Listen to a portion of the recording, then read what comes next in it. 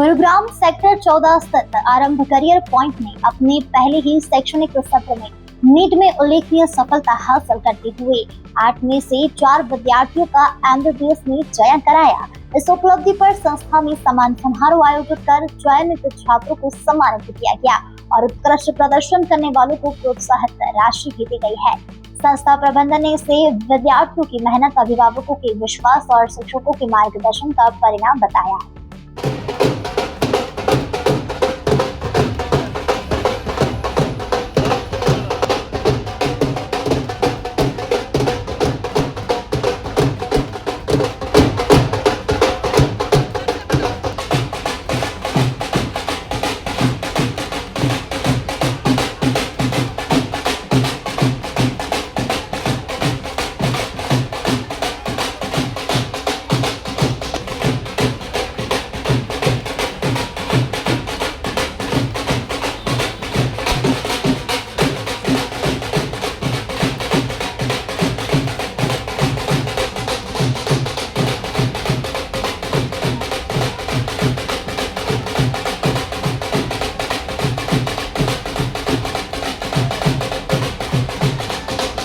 आरंभ career point जी क्यों शुरू किया गया, क्या रीजन था? सर, मैं तो एक्सीडेंटल टीचर हूँ, मैंने पहले भी बताया। मैं मेडिकल का छात्र था, गलती से पढ़ाना शुरू कर दिया। पढ़ाया तो कुछ बच्चों का सिलेक्शन आया, फिर मान ले गलती सिलेक्शन हो गया वो। नहीं, बच्चों का गलती से नहीं हुआ जी, मैंने गलती से टीचिंग चूज कर ली। तो जो एक छोटे से लेवल पे स्टार्ट हुआ था, छोटे से लेवल से मानिए कि आप इसको पर्सनल नीड्स के लिए शुरू करते हैं। आप शुरू करते हैं कि मैं साइड अर्निंग कर लूँ, कुछ भी ऐसा कर लूँ। धीरे धीरे ग्रेजुअली फिर आपको समझ में आता है, आपकी नीड्स जब खत्म होती हैं, कि उससे कहीं ज़्यादा आपके लिए पैशनेटिंग होता है जब किसी बच्चे का सिलेक्शन होता है। सर, इन बच्चियों के अलावा भी मैंने यहाँ से पहले बहुत बच्चे पढ़ाए। बहुत बच्चे हैं जो अच्छे अच्छे कॉलेजेस में पढ़ रहे हैं, मेडिकल कॉलेजेस में पढ़ रहे हैं, इसके अलावा IITs में पढ़ रहे हैं। सो जब एक बच्चे का सिलेक्शन होता है, वो सबसे बड़ा सेटिस्फेक्शन मुझे मिलता है। तो जब बच्चों का सिलेक्शन होने लगा, बच्चे कामयाब होने लगे, माँ बाप खुश लगे, माँ बाप का आज तक रिगार्ड रहता है। सो मुझे लगता है कि इससे रिस्पेक्टफुल कोई जॉब नहीं थी। शायद मैं इतना अच्छा तो डॉक्टर भी ना होता जितना अच्छा मैं टीचर बनता। कितने बच्चे अब तक क्वालिफाई कर चुके हैं? सर, यहाँ से इस बार 3 बच्चे निकले जिनको हमने पढ़ाया। हमारी क्लास में 8 बच्चे थे, तो 8 में से 3 बच्चों को हमने सिलेक्शन दिया। देखिए सर, हर इंसान मेहनत करता है, कोशिश करता है। गवर्नमेंट की कुछ चीज़ें रहीं, जैसे ये एग्ज़ाम 2 बार हुआ। फर्स्ट टाइम हमने शायद गुड़गांव में सबसे अच्छा स्कोर किया था, नियर अबाउट हम 670, 680 ऐसा स्कोर कर रहे थे, 2 से 3 बच्चे। तो एग्ज़ाम की डिफ़िकल्टी बढ़ती है, कुछ भी होता है, उस सब के बावजूद हमारे बच्चे आगे निकले, इनको सीट्स मिली, इन्होंने सीट सिक्योर की। तो मेरे लिए सबसे बड़ी बात यही है, इन बच्चों ने जिस उम्मीद से हमारे साथ ये जुड़े थे, इनको वो मिला है।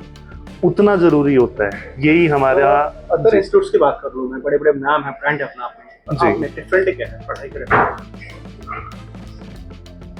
सर देखिए, ब्रांड जिसको आप कह रहे हैं, अब परिभाषा बदल चुकी है ना।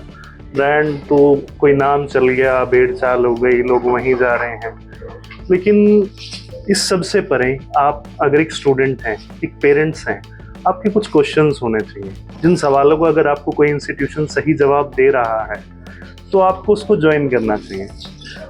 आपका बच्चा किस लेवल का है, उस बच्चे को कितना नीड है। जैसे हम क्या करते हैं सर, हमारा पर्सनल अटेंशन पे फोकस रहता है। हम लिमिटेड बैच करते हैं, जैसे कि उन बच्चों को हम चूज़ करते हैं जो बच्चे अबव 95% वाले हों क्लास 12th में। मिनिमम 80% से कम अगर किसी के नंबर होते हैं तो हम उसको एडमिशन नहीं देते। दूसरा, 450 से ज़्यादा नंबर या 400 से ज़्यादा नंबर अगर किसी का नीट में है तो चांसेस बढ़ जाते हैं उसके सिलेक्शन। आप उनको ज़्यादा अच्छा करा सकते हैं। अगर आप बात करते हैं, मैं बहुत स्ट्रेट फॉरवर्ड बताता हूँ कि इस बच्चे का सिलेक्शन बन सकता है, इसका नहीं बन। किसी का 450 में नहीं है और आपने कहा 490 तो सही है नहीं जी, है, जी। उसको एडमिशन शीट किस प्रकार ले सकता है? सर, हमारा टेस्ट देना हो, टेस्ट दे, 50% अगर वो मार्क्स लाता है तब हम उसको एडमिशन देंगे। इस बार मेरे नीट ड्रॉपर के बैच में 11 स्टूडेंट हैं और मैं पूरी कोशिश करूंगा कि 11 के 11 का सिलेक्शन हो। पिछली बार पहला साल था, पहले साल में हमने सिलेक्शन दिया है। ऐसे बहुत इंस्टीट्यूट आते हैं जो शुरू करते हैं, अलग अलग विज़न से शुरू करते हैं। एक ही विज़न था पहले दिन से, जो बच्चे आए हैं उनको क्वालिटी सर्व हो, उनका सिलेक्शन हो। उन बच्चों को जी जान से हमने पढ़ाया, मेहनत करके पढ़ाया, चाहे उसमें ऋषभ सर हों, मैं हूँ या हमारी और फैकल्टी, पूरी टीम रही है। ये कल आप ये मानिए कि सबका कलेक्टिव एफर्ट रहा है जिसने रिजल्ट दिए। मैं लास्ट सवाल आपसे रहेगा कि फॉर एग्जांपल बच्चे फर्स्ट टाइम रीड नहीं कर पाते हैं जी, नेक्स्ट टाइम किसी को ट्राई करना जी क्या अदर इंस्टीट्यूट के हमारा चार्जेस होता है, आपका चार्जेस है? सर, अगर मैंने एक बच्चे को पढ़ाया है जिसका मैं सिलेक्शन करूंगा या चुनाव करूंगा कि आप मेरे बैच में आ जाओ, किसी कारणवश वो नहीं निकल पाया, तो सर मैं उसको फिर से पढ़ाऊँ। उसको तब तक पढ़ाएंगे जब तक उसका सिलेक्शन नहीं हो। चांसेस ही नहीं छोड़ेंगे कि उसका सिलेक्शन ना हो। पेरेंट्स के लिए कितना मुश्किल होगा? एक्चुअल में मुझे ऐसा लगता है जब काउंसलिंग होती है ना पेरेंट्स की, तो वो सेल्स पर्सन से मिलते हैं, आप ये मानिए कि काउंसलर से मिलते हैं। अगर एक अध्यापक से पेरेंट्स मिले, उनको टीम के बारे में बताया जाए, फैकल्टी के बारे में बताया जाए, कौन पढ़ा रहा है, कौन पढ़ाएगा, कौन सा फैकल्टी है। नाम संजय। बिटिया ने टॉप रैंक किया, जी, कैसा लग रहा है? बहुत अच्छा लग रहा है। क्या फील कर रहे हैं? अच्छा फील कर रहे हैं कि हाँ बिटिया ने कुछ किया है, नाम रोशन किया है, इंस्टीट्यूट का भी, हमारा भी, और लक्ष्य सर का। आरंभ कैरियर पॉइंट, आपको डाउट्स थे? सबसे पहले क्या डाउट्स रहे हैं आपको? सबसे पहले जाना चाहूँगा। डाउट्स तो यही है कि हमने यहाँ पे बच्चे का एडमिशन दिया था तो बीच बीच में हम आते थे, तो लक्ष्य सर हमारे सारे डाउट क्लियर करते थे। क्या लगता था लक्ष्य सर ने जो डाउट्स क्लियर किए और अदर इंस्टीट्यूट्स की बात करूँ, इसमें इतना आपको डाउट डिफरेंट क्या लगा? सर लक्ष्य सर का जो हमने बिटिया से पूछा था पढ़ाने का, और उसका कुछ अलग ही वो है। ये बहुत सरल तरीके से पढ़ाते हैं, बहुत अच्छा पढ़ाते हैं। क्या कहना चाहेंगे लक्ष्य सर के लिए? लक्ष्य सर कैरियर पॉइंट के लिए बहुत, मतलब हम शुरू में इन्हीं से मिले थे और इन्हीं के पास आए थे, तो हमें और भी इंस्टीट्यूट में गए थे लेकिन हमें वो बातें लगी नहीं जो लक्ष्य सर में है। किस तरीके से देखते हैं पेरेंट्स के लिए कितना बड़ा दिन आप मानते हैं और कैसा महसूस हो रहा है? पेरेंट्स के लिए बहुत अच्छा लग रहा है। आज मुझे बहुत ज़्यादा खुशी है और सबसे ज़्यादा तो मैं यहाँ के टीचर्स के लिए बोलूँगी थैंक यू। बहुत अच्छा पढ़ाते थे, घर पे भी ऑनलाइन क्लासेज भी दिए उन्होंने, डाउट्स भी क्लियर किया है, और हम तब भी जैसे आए हैं तब लक्ष्य सर ने हमारे सोल्यूशन किया, हमारी टेंशन जो थी वो उन्होंने दूर किया है, चाहे घर पे हो चाहे इंस्टीट्यूट में, सब अच्छा किया। जब आपने एडमिशन कराया था तब बहुत कुछ डाउट्स थे, तो क्या वो आज डाउट्स सब चीज़ दूर? जी हाँ, बिल्कुल, अब बिल्कुल क्लियर हो गया है। हमने तब यहाँ जैसे आए थे एडमिशन के लिए, तब देखा था, उनसे बातें की थी, तब समझ में आया था कि हाँ ये बिल्कुल सही है। हम उससे पहले 3-4 जगह गए थे लेकिन हमें यहाँ सबसे बेस्ट लगा था। फिर हमने, और मधु मैम भी, ऋषभ सर, सब अच्छा पढ़ाते थे। क्या किसमें क्वालिफाई है? बताइए जाना, किसमें क्वालिफाई किया आपने? NEET exam, NEET UG. क्या रैंक रही? मेरी ऑल इंडिया रैंक 14,000 समथिंग है। कैरियर पॉइंट से जुड़े, क्यों जुड़े, क्या रीजन रहा कैरियर पॉइंट पे जुड़ना?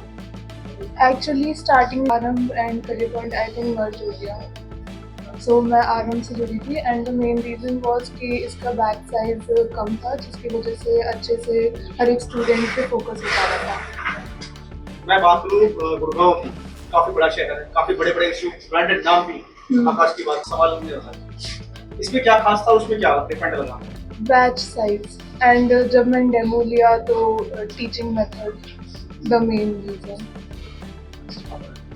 क्या नाम है बेटा? पुष्पांजलि प्रिया। कैसा फील कर रहे हो आज? बहुत अच्छा लग रहा है कि जो ड्रीम था वो फुलफिल हो गया, तो बहुत अच्छा लगता है। क्या क्या बेसिक चीज को मानते हो, क्या क्या आपको स्पेशल करना पड़ा जो यहाँ पे कैरियर पॉइंट अलग से कुछ करा रहा है तभी आप आगे बढ़ रहे हैं? कैसे? मेनली मुझे करियर पॉइंट के मॉड्यूल बहुत अच्छे लगे थे। फिजिक्स के मेनली जो 11th के मॉड्यूल है वो बहुत बेसिक से आपको अच्छे से क्लियर करेंगे, ताकि आपके मतलब उसमें है कि जो एक्सरसाइज 1 है वो आपके बहुत अच्छे से बेसिक क्लियर कर देंगे, और एक्सरसाइज 2 तक आप करोगे तो थोड़े एडवांस लेवल के क्वेश्चंस भी कर पाओगे, जिसकी वजह से मेरा फिजिक्स बहुत अच्छा हो गया था। और मैं नीट में 99.9% टाइप पे था मेरा फिजिक्स, स्ट्रॉन्गेस्ट पार्ट था, जिसकी वजह से थोड़ा एज मिलता है आपको। और बाकी फैकल्टीज़ भी यहाँ की बहुत अच्छी थी, जिनसे मैंने डेमो लिया था वो बहुत अच्छे थे, इसलिए फिर मैंने यहाँ पे एडमिशन कराया था। क्या आपका सपना पहले तो मेरे पेरेंट्स का था, फिर मैंने इसके बारे में और फील्ड में रिसर्च करा कि आगे क्या क्या कर सकते हो, क्या क्या अपॉर्चुनिटीज़ है, तो मेरे को थोड़ा फैसिनेशन होने लगा। तो फिर मैंने डिसाइड करा चलो इसके थ्रू ही मैं करती हूँ, क्योंकि मेरे को स्टार्टिंग से तो मेरे को बायो में इंटरेस्ट था, पर ये नहीं पता था कि बायो लेके आगे क्या करना है। तो फिर ऑफकोर्स पेरेंट्स के गाइडेंस और टीचर्स के गाइडेंस से फिर मेरे को पता चला कि आगे आगे ये सब कर सकते हैं और इसमें अच्छा स्कोप है। अपने जैसे बच्चों को कुछ जैसे जो कैरियर पॉइंट पे आए उसके पॉइंट कहना चाहोगे आप? हाँ, कि आप आ सकते हैं, यहाँ पे बैच साइज बहुत कम होता है और फैकल्टीज़ आपको अच्छे से एक एक कर लेंगे। सब बड़े बड़े इंस्टीट्यूट में क्या होता है कि आपको डाउट लेने के लिए बहुत टाइम लगता है कि आप लाइन में रहो फिर आपको मिलेगा, पर यहाँ पे आपको इंस्टेंट डाउट सॉल्व कर देते हैं। जैसे क्लास खत्म हो गया, उसका नाम आपसे पूछती है तो उस वक्त भी पूछ सकते हो, या फिर क्लास ओवर होने के बाद भी मैम पर्सनली बता देती है कि इन चीज़ों पे फोकस करना है आपको, टेस्ट के अकॉर्डिंग आपको यहाँ पे बता दिया जाता है। आपने नीट की तैयारी कब करी? आपने क्या चैलेंजेस फेस करे?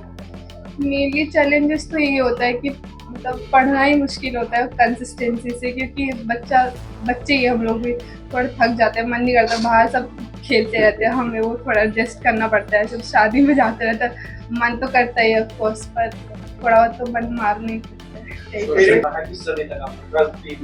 मेरे पेरेंट्स का बहुत सपोर्ट है, वो मेरे को कभी नहीं बोलते पढ़ने के लिए कि पढ़ लो। मेरे को जब मन करता है जब भी मैं पढ़ती हूँ। वो लोग आज तक उन्होंने मेरे को नहीं बोला है, मैं स्टार्टिंग से कभी उन्होंने नहीं बोला कि पढ़ना है। और मेरी टीचर्स का भी बहुत सपोर्ट है, ऑफकोर्स वही मेरे को पढ़ाते, मैंने उनसे ही सब कुछ सीखा है स्टार्टिंग से ही, और उनका भी बहुत बड़ा रोल है मेरे सक्सेस में। अभी तो पहले MBBS हो जाए, उसके बाद फिर मेरा ड्रीम तो हाँ कुछ क्लियर हो गया, मतलब आगे मेरे को न्यूरो में जाना है, इंटरेस्ट मेरा न्यूरो के अंदर है, तो हो जाए तो अच्छा तो होगा। बच्चों के लिए कुछ कहना चाहोगे जो रैंक तो मतलब सक्सेसफुल नहीं हुए, क्या कुछ आपको लगता है कि उनको कर सकते हैं?